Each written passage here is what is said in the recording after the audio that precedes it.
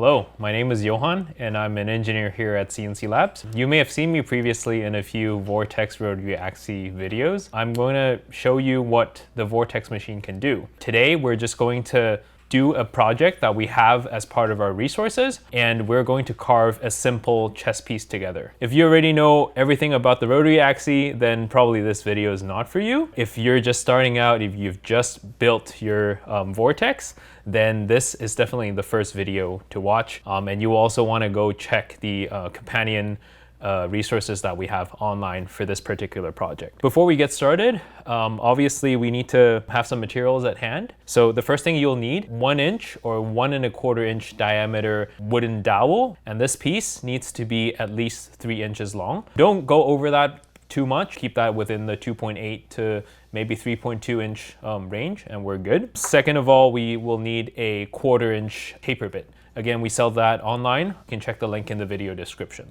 You'll obviously need our recommended CAM software, which is a VCarve, a desktop, VCarve Pro, or Aspire. With that out of the way, let's prepare the G-code file that we're going to use to do the carving and jump into VCarve. When we are in VCarve, obviously we're going to create a new project, create a new file. You'll usually use single side or double side carving as a job type. But in this case, obviously, because we're doing a rotary project, we're going to click rotary.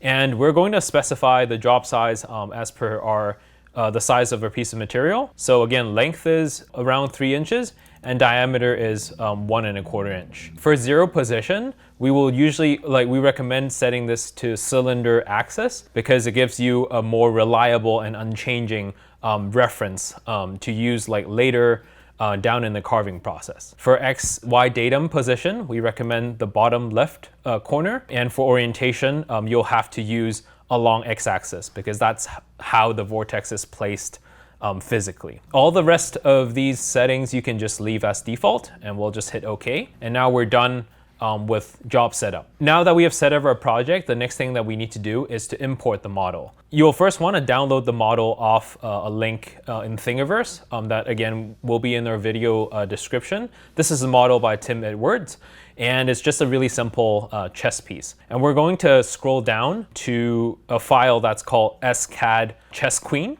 And we're just going to download it. Once that's downloaded, we're going to hop back over to VCarve and we're going to go to the modeling tab. And inside the modeling tab, again, if you have worked with any 3D models before, this is the same workflow. You're gonna import a component or 3D model, and we're going to go to the downloads folder and select the file that we just downloaded. So scad chessqueen.stl, and we're going to hit open. Now we can see the model in front of our eyes and it's inside the windows, it's all good. And there are just a few clicks that you'll need to do when we're importing. So the first one is we need to scale the model to fit the material. The model might be super large or it might be too small. So we want it to fit right inside the block of material. We'll click scale model to fit material and to leave a little bit of buffer because this is a 1 1/4 inch dowel. We don't want to cut a model that's exactly 1 1/4 inch. We will usually scale the model down ever so slightly. So in this case, I would say for a 1 1/4 inch, I want to scale the model down so that it only has, let's say, 1.2 inches in diameter. And lastly, we'll have to click the button resize material block to make sure that the material block actually is the same size as the model. This will simplify the carving process later.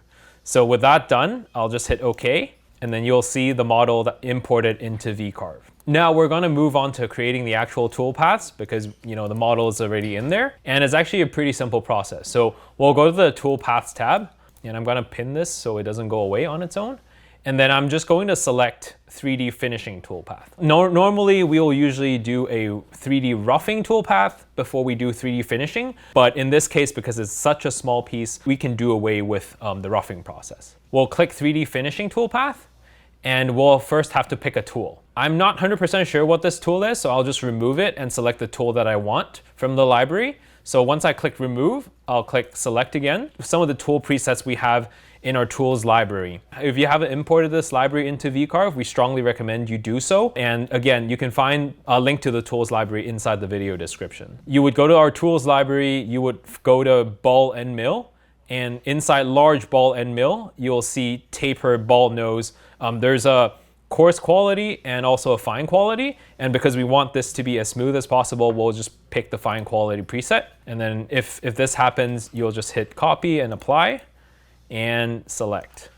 Now, like, you have selected the tool that we actually want. So a lot of people will ask about, hey, what about feeds and speeds? Since this is our first project, it's something that we don't like, that you shouldn't need to worry about, and it should work right out of the box. The only other setting that you will need to change is the carving strategy. By default, it's set to offset, but to make sure we're cutting across the grain, we'll usually switch to raster. And for the raster angle, we want it to cut across the entire cylinder instead of from side to side. So we're going to change it to 270. And lastly, we'll just hit calculate. It'll take a second for the tool paths to generate, depending on the speed of your computer. But for this particular chest piece, it's probably going to take about a minute. Perfect. So now you see that the tool path is generated successfully. And again, as per usual, blue lines represent the tool paths, and you can see it basically hugs the model. The next thing that we should do is to just give it a quick preview. I'll just click preview all tool paths just to make sure it's actually carving right. Yeah, and it looks like it's doing what I want it to do. The last thing we will do is we'll just export this tool path and send it for cutting. Click on the tool path that I want to export. I'll click the Save Toolpath button. Here's where it's a little bit different from normal carving. So normally we'll usually select the Gerbil millimeter or Gerbil inch post-processor, but in this particular scenario, we actually have a new post-processor. Here, we're just gonna select it, Vortex A-axis Gerbil, and we're gonna click Save Toolpath. I'm just going to save it in my downloads folder, and I'm gonna rename it later, so I'm just gonna leave it as 3D Finishing 1 here. So after I hit save, the toolpath will actually appear here.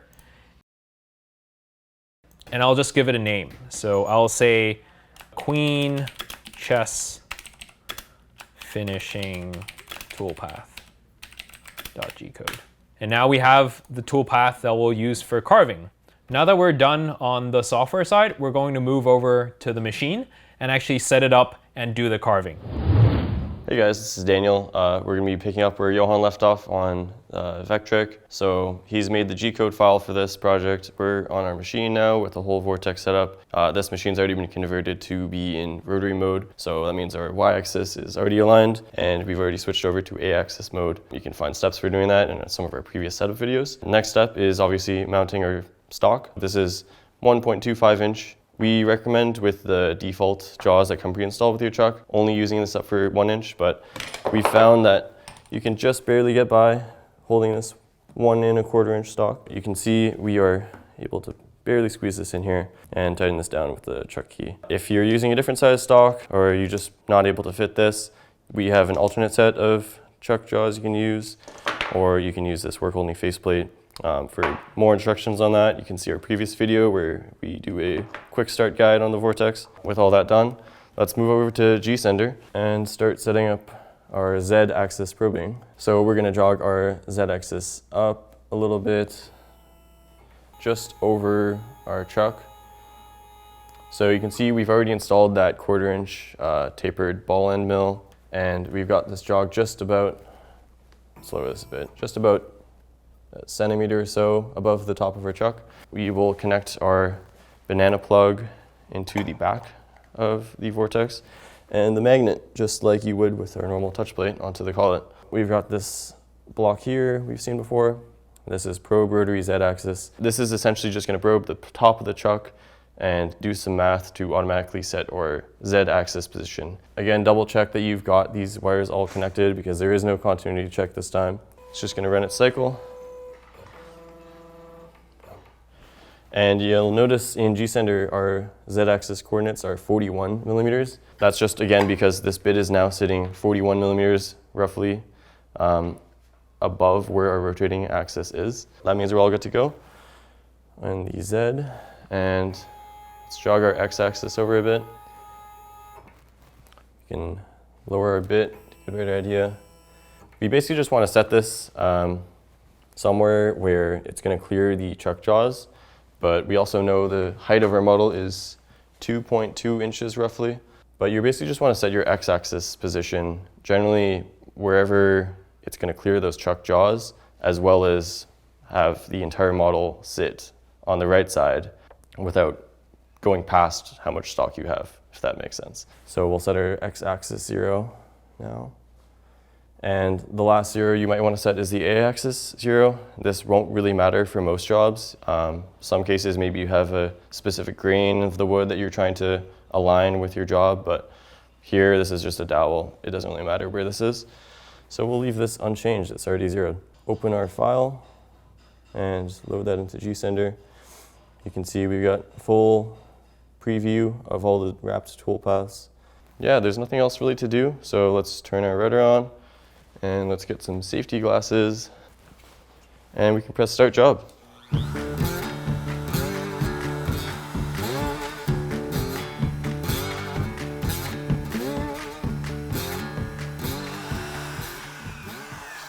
Okay, so our chest piece is all finished. It came out wonderfully.